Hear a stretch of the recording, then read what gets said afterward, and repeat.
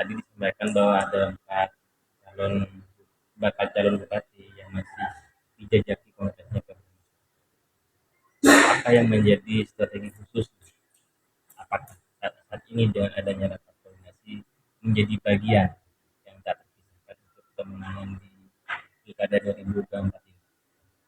Eh, Pertama saya sampaikan selamat datang teman-teman media di Pondok Pesantren. Yang kedua, sebelum diteruskan wawancara ini, saya ucapkan terima kasih atas partisipasi Anda. Semoga dengan partisipasi Anda ini Partai Persatuan Pembangunan mencapai apa yang dituju 2024-2029 akan datang. Begini, pilkada ini adalah selera. Kami Partai Persatuan Pembangunan akan membangkitkan setidak-tidaknya kita punya 4 kader yang siap menjadi bupati. Dan ini tergantung pada pilihan yang mau ditentukan oleh masyarakat.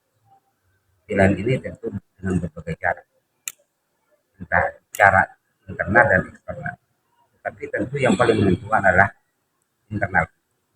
Untuk itu maka bagian dari bagaimana menentukan saudara kita di internal, kami mengadakan pertemuan bersama dengan teman-teman seluruh pengurus PAC, partai pengurus anak cabang, beserta seluruh hati. Tujuannya agar mereka tahu bahwa kita akan memberangkatkan bupati di pilkada yang akan datang. Lepas dari itu, hal-hal teknis lainnya mereka juga akan tahu. Itu tujuan. Artinya terkait dalam rangka bagaimana sukses pemilu pilkada yang akan datang. Itu kira-kira. Propo mengawali hal ini dalam melakukan rapat koordinasi. Kemudian apa yang menjadi spirit, menjadi awal, apakah awal menjadi penentu di akhir atau bagaimana? Ya begini, kenapa kami mulai dari Perpo ini salah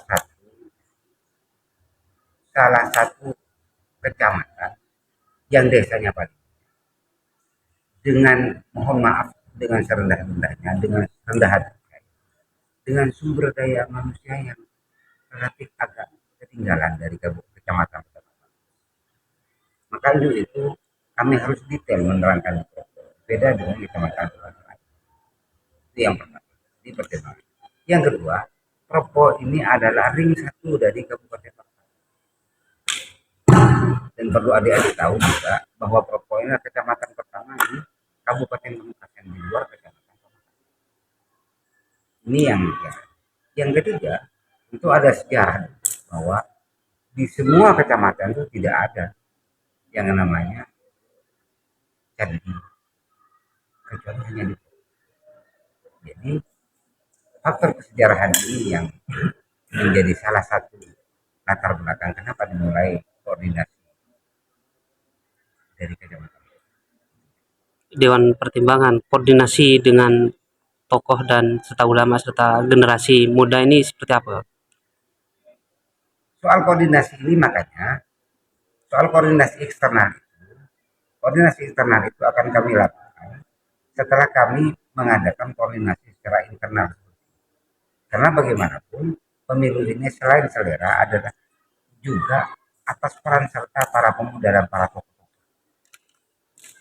Dan ini akan kami lakukan setelah kami melakukan selesai dalam waktu kira-kira tidak sampai setengah bulan.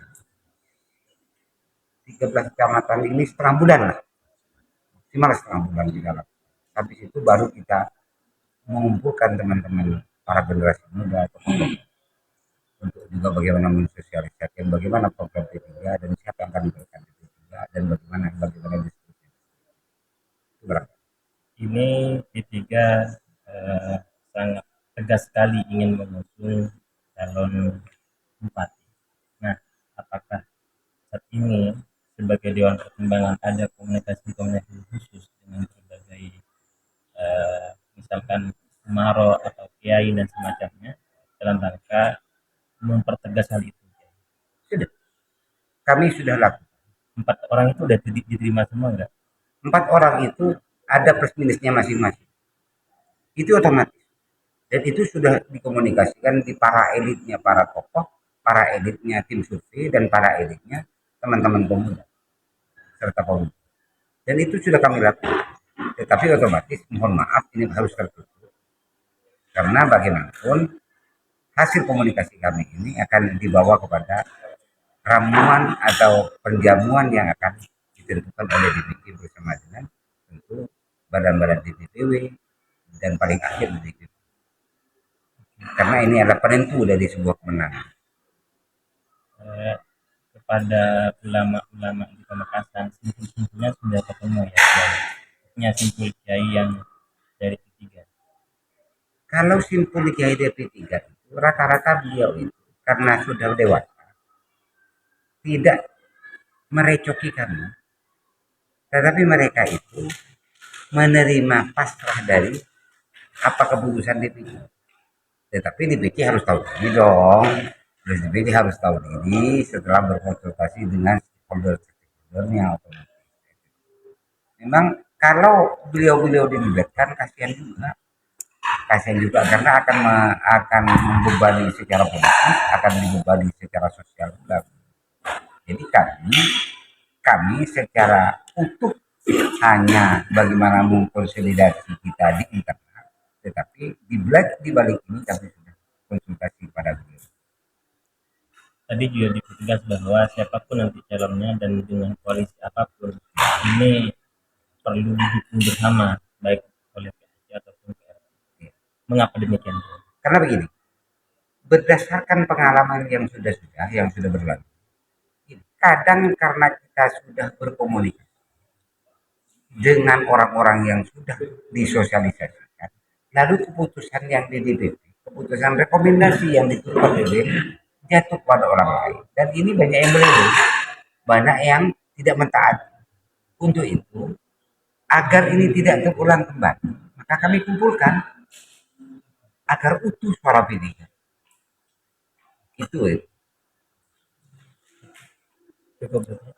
Bocoran mungkin Pak Kiai, kalau misalkan ini koalisi dengan PDI misalkan, wakilnya dari kami PDI. siap berkoalisi dengan partai apapun, dengan tentu dengan prasyarat-prasyarat yang sudah disepakati bersama. Kami tidak menentukan syarat-syarat tertentu, tetapi syarat ini harus diwakili bersama karena ini adalah tanggung jawab kita bersama. Sempat ada komunikasi enggak Kiai? Beberapa dewan pertimbangan partai kan ada masing-masing jalur komunikasinya. Gini, kalau saya pribadi sebagai pimpinan partai sudah saya, tetapi tidak semua dengan partai, tetapi dengan partai-partai yang besar di Pamekasan sudah saya lakukan.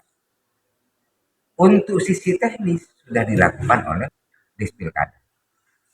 Untuk sisi teknisnya, tetapi untuk sisi globalnya saya sebagai pimpinan, sebagai salah satu yang dipasrahi untuk berkomunikasi, saya sudah berkomunikasi dan hasilnya sudah saya utarakan agar teman-teman PRT juga hasil komunikasi ini juga tahu, PRT dan PRT juga. Artinya sampai saat ini belum menentukan wakil ya Pak Kiai? Belum, karena memang kita harus hati-hati. Terus terang ini harus hati-hati. Bagaimanapun kita harus menang. Tetapi kemenangannya tidak mungkin kita berdiri sendiri. Harus oleh beberapa pihak yang harus memenangkan pertarungan. Itu kira-kira. Cukup Kiai. Terima kasih.